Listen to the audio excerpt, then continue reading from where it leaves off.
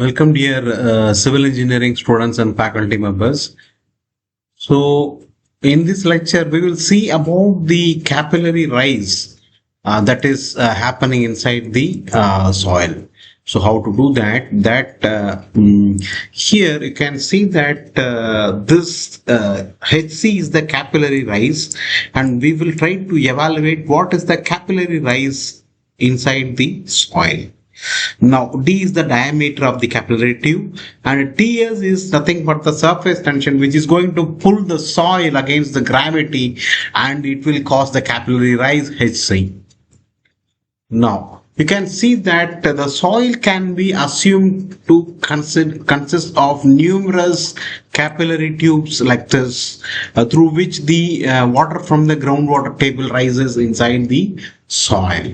Now, this soil particles can be idealized into a single capillary tube, which is given by this figure. So this is the capillary tube.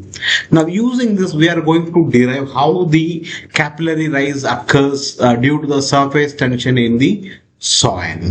Now, proceeding further, look at the diagram. You can see that this TS is the surface tension which is making an angle alpha with a vertical, and this TS is along the direction of the meniscus. This is a concave meniscus formed by the water molecules, and HC is the capillary rise which we are going to find out, and D is the diameter of the capillary tube. So this denotes that the water is present in the inside the groundwater table. For example, if you take the ground level like this, GL is the ground level. Now, beneath the ground level, you have the water table like this. Okay, so from this water table, it may rise to some height HC. So we are going to determine what is the capillary rise HC inside the capillary tube, which is idealized from the soil particles. Now look at the figure. You can see that if you consider the tube like this, now here you will have the surface tension in this fashion. Surface tension is going to act along the perimeter. So the total surface tension will be perimeter multiplied by, so pi d is the perimeter, multiplied by the term Ts into cos alpha. So why do you multiply it with the cos alpha? Because you are getting the vertical component along the perimeter of the tube, capillary tube. So this is T S into cos alpha. So if you multiply this arrow marks Ts into cos alpha by pi d, you get the total one that is represented here. Okay, then again, if you consider the tube, the capillary tube, here you have got the tube like this, where the area is pi d square by 4, and you multiply this area with the capillary rise HC.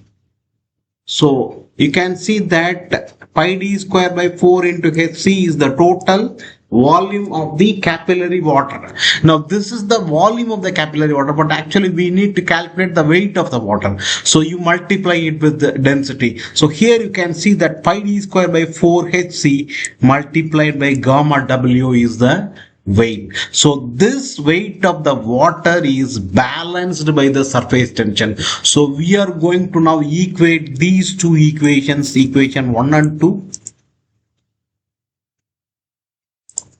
Now this is equation 1 and this is equation 2.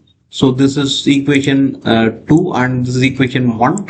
After simplification, you end up with HC is equal to 4Ts cos alpha by D into gamma W. Now we have calculated the expression for estimating the capillary rise inside the soil. You can see that 4 times the surface tension multiplied by cos alpha divided by D into gamma W is the expression for finding out the capillary rise. Now proceeding further, you can substitute the value of surface tension of water as 75.6 dynes per centimeter, which is equal to 75.6 into 10 power minus 8 kilonewton per centimeter, and gamma W is nothing but 9.807 into 10 power minus 6 kilonewton per meter cube. Also, if you assume the tube to be clean and wet, you can take alpha equal to 0 degrees. Degrees here. Now cos alpha is equal to 1. Substituting all the values in the formula. So this is the formula which we derived. Finally, you get this Hc equal to 0.3084 divided by d centimeter. So we have derived the equation for finding out the capillary rise. So if you know the diameter of the capillary tube, for definitely and sure you can find out how much the capillary rise will occur inside the tube. So that is obtained from this formula 0.3084 by d centimeters. Now we also have an empirical formula where Hc equal to C divided by E into d10. So from this also we can find out the capillary rise inside the soil, where C is the constant depending upon the shape and the surface impurities of the grains. The C varies from 0.1 to 0.5.